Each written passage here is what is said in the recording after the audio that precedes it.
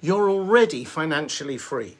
Let me explain what I mean by that before you decide I've lost my mind. Most people think that financial freedom would be a number. Do you suppose Scrooge had a number? Would there ever have been an amount of pounds when he would have said, "I've done it, I'm rich, now I can enjoy myself"? We both know the answer to that. Money owned him because no matter how much he had in the bank, he lived in terror of running out. Well, until a few ghosts came and kicked his behind about it. Now, I'm not suggesting for one moment that you're like Scrooge, but if you're chasing money, then it does, I'm sorry to say, still own you. And I'm about to change that because, as I said, you're already financially free. I'm not asking you to give up on having money. I'm asking you to stop letting money own you. Two very different things. Scrooge had wealth on paper and felt poor every single day, hoarding coins, worrying at night, isolating himself from everyone who cared. No one envies Ebenezer Scrooge. If he'd been a real person, he probably would have been financially free, but he was lonely, cold, unloved, and in every way living in misery. His character spotlights a powerful truth. Financial freedom has nothing to do with your bank balance. Nothing at all. It's about knowing you'll always be okay no matter what. That's it. That certainty is all you need.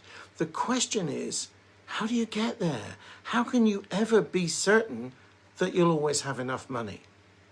To answer that, we first have to look at what money is, because it's sure as heck gathered a lot of mystique around it. I'd like to remove that mystique right now. If you need to pause the video, go ahead. Go to your kitchen larder, if you're at home, and grab a tin of beans. Just look at that can, look at the picture, and then remind yourself that once upon a time, people used the contents of cans like that as money. Do the same with some salt. Yes, common or garden table salt. It was once so precious that wealthy people got paid in it. That's where the word salary comes from. My point is, money can be and has been anything. It's just what we agree it will be. And if you're in America and I travel there with some of my British pounds and try to buy even a burger, you're not going to take my money. My tokens of exchange are worthless there. Tokens of exchange. Did you catch that phrase? That's all money is. It's a darn sight easier than swapping goat skins or cows and chickens. That's it. There's no mystery about it whatsoever. And there's an important point here that I don't want you to miss. We, human beings, invented it and agreed on this token system. It is 100% a product of our human imagination. This isn't spiritual fluff, it's historical fact, documented across every culture that ever existed. When you see this clearly, the scarcity story cracks open. It loses its grip on you because if you're chasing the tokens, then you're chasing the wrong thing. That's like being hungry and chasing cutlery. This way of looking at money, by the way, is the basis for my free mini masterclass called Effortless Money Manifesting. I'll put a link in the description if you want to follow it up, and here's a QR code if you prefer to scan.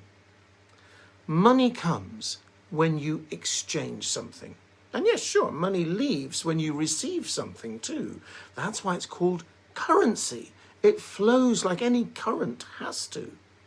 So, if money comes when you exchange something and you ask yourself, how can I get more money? You're asking the wrong question. The right question is, what can I exchange? And to answer that, all you need is an idea. You can exchange things. You can exchange a service of some kind. You can even exchange knowledge. So all you need is an idea and someone to do the exchange with. Or to put that in plainer English, just make an offer. Let me give you a real example of how this works. I wanted something I couldn't afford, and the window to get it was only 3 days. That was it, 3 days. I saw this thing, and immediately I caught myself thinking, I can't afford that. Now, that's important. I caught myself thinking that thought, and in that moment, I realized something. I didn't have to believe that thought. It felt true, because at that moment, it was true. I didn't physically have enough spare money to buy that thing. But it didn't have to stay true, did it? And so I decided that I didn't have to agree with that thought. I simply ignored it. I just let it sit there without acting on it. Then a different question came out of nowhere. What if I could make the money? I have 3 days. I didn't know how. I had no plan, no roadmap, not a single idea. But I understood that all I needed was an idea of something I could offer and exchange. I followed that thread one small step at a time, trusting each next thing that showed up. And over $1,200 came in within 3 days, more than double the amount I needed to buy the thing. If you want the full story, I've told it in another video. I'll put the link in the description. The point isn't the number or the specific thing I wanted. The point is, it all started with ignoring a thought I didn't have to believe and acting on an idea I didn't know would work. That's all it ever takes. Because if money is just an agreement that came out of our imagination, then it's not a scarce resource you have to fight for. It's not oil or diamonds that will eventually run out. It's just tokens. Don't chase the tokens. Allow the ideas to flow, because you'll never run out of ideas. Literally, never. Your mind is a creativity machine, whether you believe it or not, whether it feels like one or not. It's constantly generating, constantly offering possibilities. The only question worth asking is, what can I offer? Clean cars for people who don't have time, play guitar at a local cafe, write newsletters about something you know, consult on a skill you've mastered, bake bread for your neighbours, teach someone something you learned the hard way, fix things people don't want to fix themselves. The list is genuinely infinite. It only feels limited when you start believing your doubts. So what stops you? It's not a lack of opportunities. It's not a saturated market. It's not the economy or your background. What stops you is your thoughts about the ideas. You get a simple thought, clean cars, for example, and immediately a voice chimes in. Me? Clean cars? I did that when I was 10. Really? Some people build thriving businesses around that exact thing and love every minute of it. The difference isn't the idea. The difference is what they chose to believe about it. That resistance in your head is just a thought, not a fact, not the truth, just noise you don't have to believe. Skepticism itself is just a thought. I have nothing to exchange is a thought. Nobody would pay me for that is a thought. I'm not qualified enough is also a thought. It's too late, the market is saturated is another one. You don't have to believe every thought that shows up. Most of them are old recordings playing on repeat, nothing more. They were programmed years ago by someone else's fears, and you never stopped to question them. Ignore the resistance. Let the ideas keep flowing. Then pick one and make an offer. That's the whole process. So, I have a challenge for you. You don't have to accept it, of course, but if you fancy oiling the rusty wheels of financial freedom, then I urge you to at least consider it.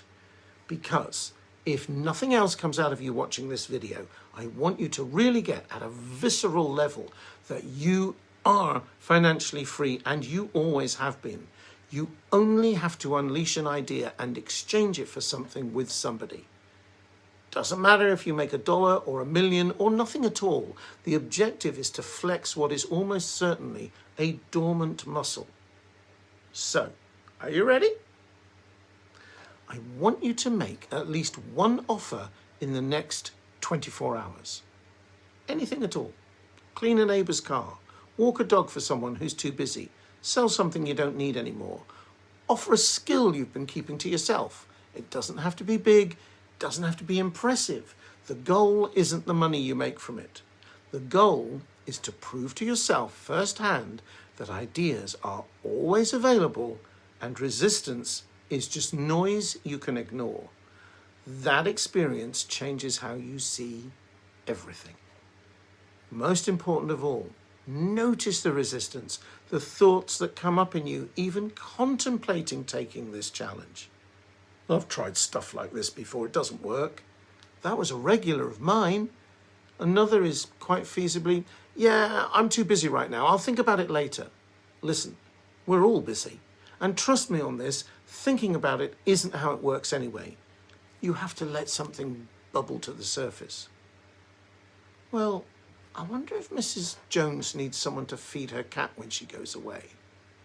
If that popped into your head, then to accept the challenge, you've been knocking on Mrs. Jones's door, or at least popping a note through her letterbox.